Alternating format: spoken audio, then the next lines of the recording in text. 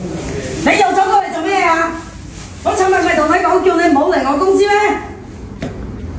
走啊你啊！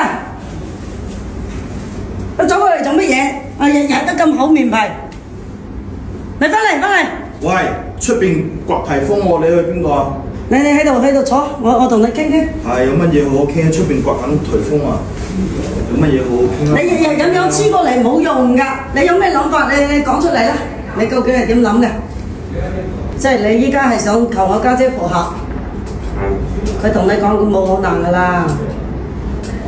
冇可能嘅。有時見到你咧，我又想鬧你，但係以前咧又喺埋一齊，叫咗你咁多年姐夫，我又尊敬你。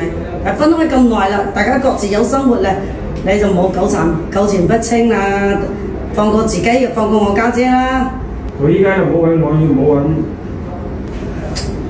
冇咁樣啦，有乜嘢好好傾兄弟？係啊。唉，唔知道你哋兩個。會俾次機會人哋重新改過啦。唔係我俾唔俾機會啊！佢以前做咗咁多錯事，就咁樣就要原諒佢啊！我家姐捱過幾多苦啊！我睇住過嚟㗎。嗰日都係後生啫。係啊，邊個冇後生過？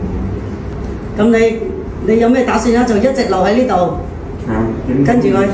咁你都要生活㗎，你冇收入，你點樣維持生活咧？冇工地啦，有啊。你工地唔使去睇㗎啦。我俾咗我同事佬睇啦。我平時就係翻去下睇下接啲工程俾佢做咯。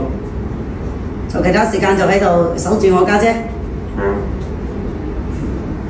你都幾痴情喎嚇！10幾年前，如果你有咁專一、咁痴情啊，都唔至於搞到今日咁地步啦。或者你俾個機會咁樣等佢喺呢度先做嘢先，睇下佢有冇改變。如果話有改變嘅話，再慢慢繼續下一步啊嘛。係，都係俾次機會佢咯。俾機會佢，我爸媽都唔接受佢啊！以前傷害我家姐，佢仲喐手打過我家姐啊！你估啊？喐手打人家係你。家暴男邊要得嘅啫，有一次就有無數次，我同你講。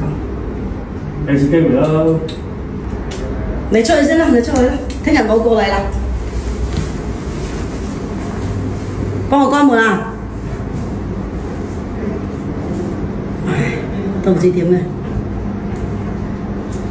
本身咧，我對佢真係又嬲，呢段時間係睇得出佢嘅比較真心啊！做嘢又肯做，又比較勤力。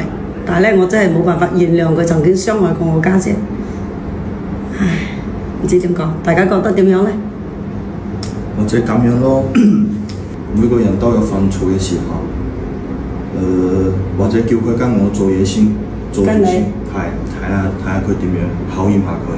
咁如果話做得好嘅話咧，再傾下一步嘅事情咯。係、你都係一邊觀察佢啊嘛。係。